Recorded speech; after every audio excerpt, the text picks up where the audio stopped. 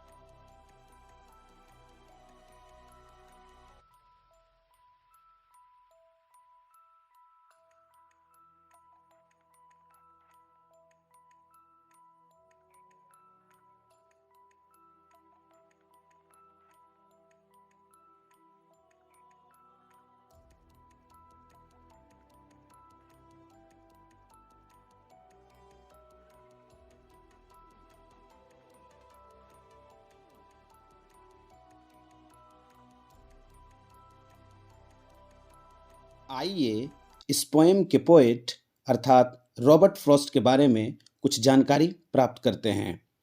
Robert Lee Frost March 26, 1874 to January 29, 1963 was an American poet। Robert Lee Frost का जन्म 26 मार्च 1874 ईस्वी को हुआ था एवं उनका देहांत 29 जनवरी 1963 ईस्वी को हुआ था। वे एक अमेरिकी कवि थे। His poems was initially published in England before it was published in the United States। संयुक्त राज्य में प्रकाशित होने से पहले उनकी कविताओं को शुरू में इंग्लैंड में प्रकाशित किया गया था।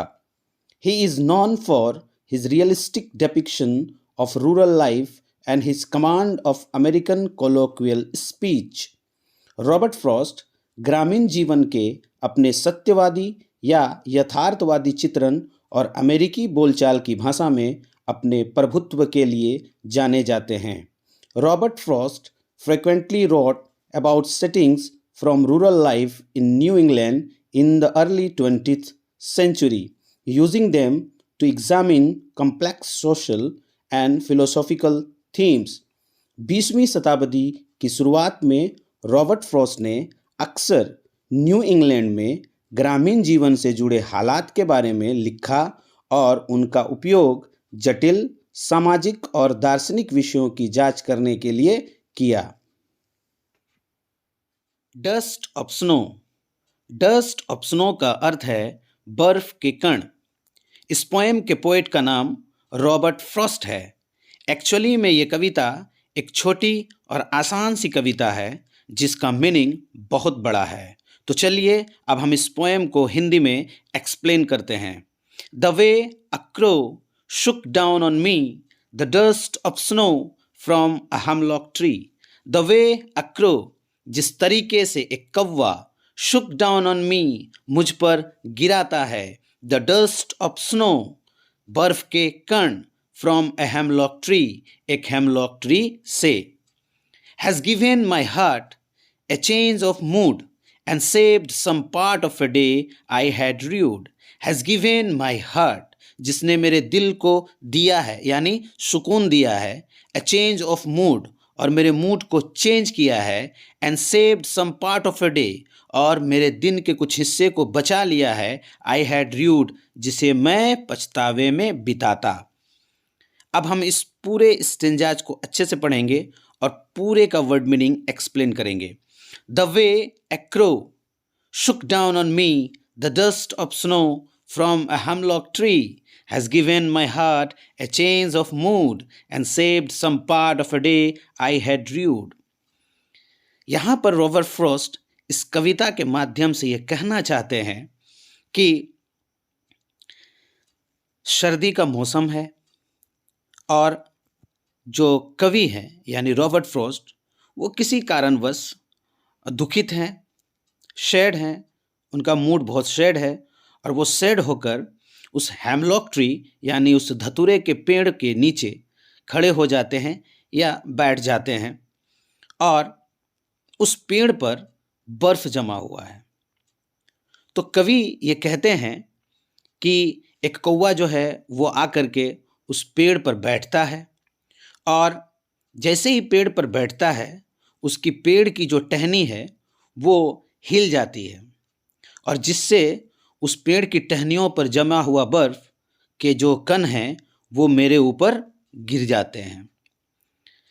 जैसे ही बर्फ के कण मुझ पर गिरते हैं मेरे दिल को सुकून मिलता है और मेरे मूड यानी मेरे मनोदशा चेंज हो जाता है, मेरा मनोदशा बदल जाता है और वो जो दिन के कुछ हिस्से जो मैंने पछतावे में बिताए थे वो दिन का कुछ हिस्सा मेरा बच जाता है जिसे मैं पछतावे में बिताता। इस पूरे पोएम का समरी यही है कि रॉबर्ट फ्रॉस्ट ये कहना चाहते हैं कि खराब मूड हो या कोई और चीज़ हो, ऐसा कुछ भी नहीं है जिसे प्रकृति द्वारा ठीक नहीं किया जा सकता है। इस कविता में कवि को एक बुरे दिन का अनुभव होता है, वो किसी समस्या से बहुत परेशान है। एक कौवा एक हेमलॉक यानी धतूरा के पेड़ पर बैठता है जिस पर बर्फ जमी होती है। जब वो कौवा पेड़ पर बैठता है तो पेड़ की जो टहनियाँ हैं वो हिलती हैं और बर्फ के कण कवि पर पड़ती हैं। बर्फ के कण तुरंत उन्हें खुश कर देती हैं, उनका दिन बहुत अच्छा हो जाता है। कहने का तात्पर्य यह है कि हेमलॉक यानी धतूरे का पेड़ जहरीला होता है जिसमें कौवा कयामत का सूचक होता है और ये दो चीज़ें यानी हेमलॉक का जो पेड़ है और जो वो कौवा है ये दोनों नकारात्मक चीज़ों को दर्शा रहे हैं।